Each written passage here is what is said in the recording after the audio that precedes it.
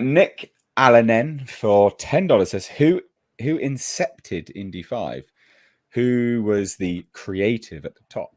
How much influence did Ford have? How can John Williams still stand having to carry this whole thing on his back? Lucas and Spielberg bowed out. Well, no, this film, this is Kathleen Kennedy film. This has been her thing that she wanted to do.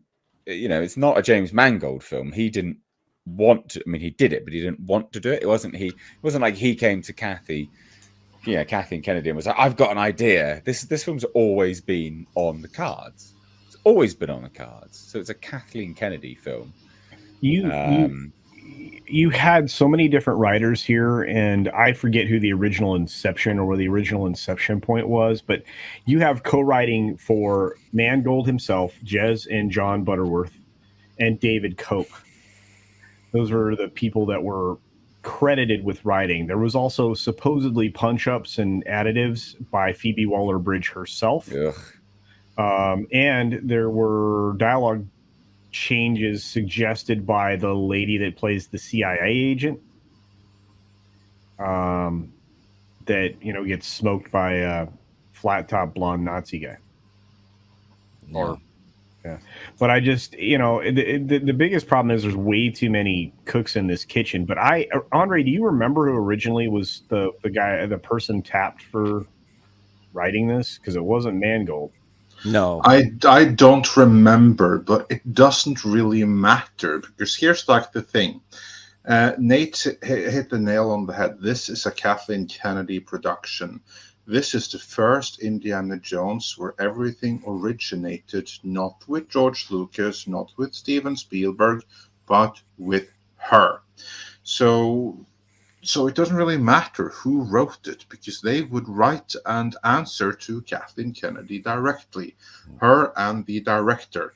And the director would also be someone answering to Kathleen Kennedy. And the problem here is that they all agreed. This is something that was revealed in Deadline Hollywood, that there were like no major conflicts or something like that. Kathleen Kennedy had an idea. It was given to some writer, don't remember who developed a little bit further. They went to a number of directors. They landed on James Mangold.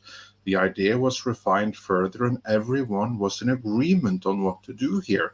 Kathleen Kennedy, the writers, James Mangold, and yes, even Harrison Ford. And what they were doing was something that appealed to them all on paper.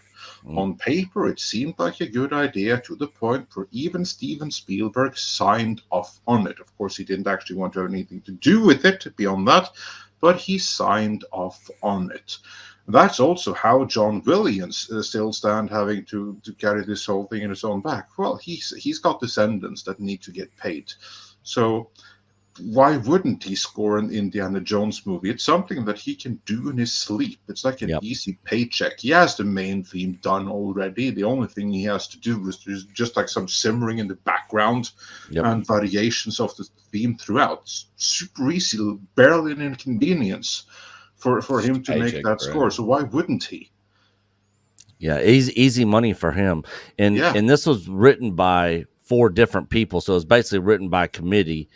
James Mangold does have writing credit on this film. Now, who knows how much input he actually had on the movie as a whole, but he has a writing credit, so he contributed in some sort of way to the writing in this film. But again, it's a Kathleen Kennedy production, and whatever they wrote, if she didn't like it, I'm sure she was like, no, how about instead of him gets the girl, then he gets the dog, or something stupid, for everybody that's heard that Steven Spielberg clip out there.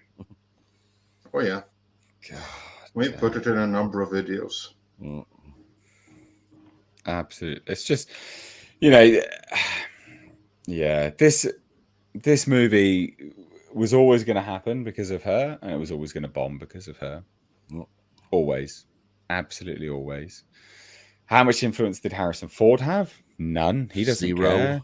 Yeah. He just got he was convinced to come back with a paycheck, and you know what? Good Yep. for him, I guess, to a certain degree. Actually, Who there's a little bit cares? more to it than that. Yeah, he was convinced to come back, but he didn't need much convincing. Harrison Ford is as guilty of this as everyone else, and he should not get any kind of repass whatsoever.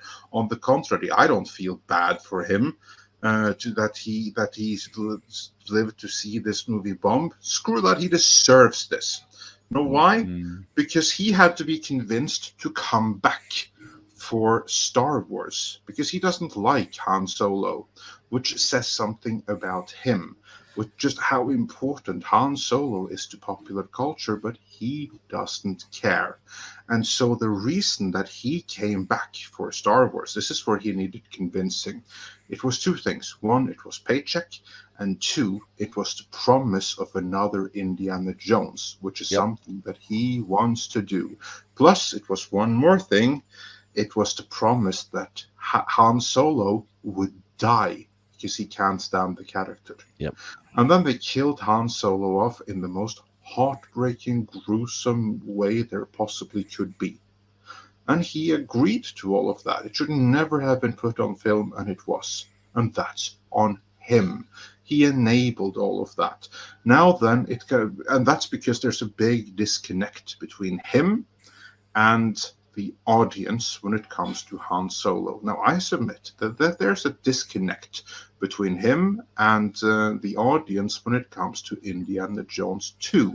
We just didn't realize before. It's only when we came to this movie that Harrison Ford's Indiana Jones was a broken down old miser.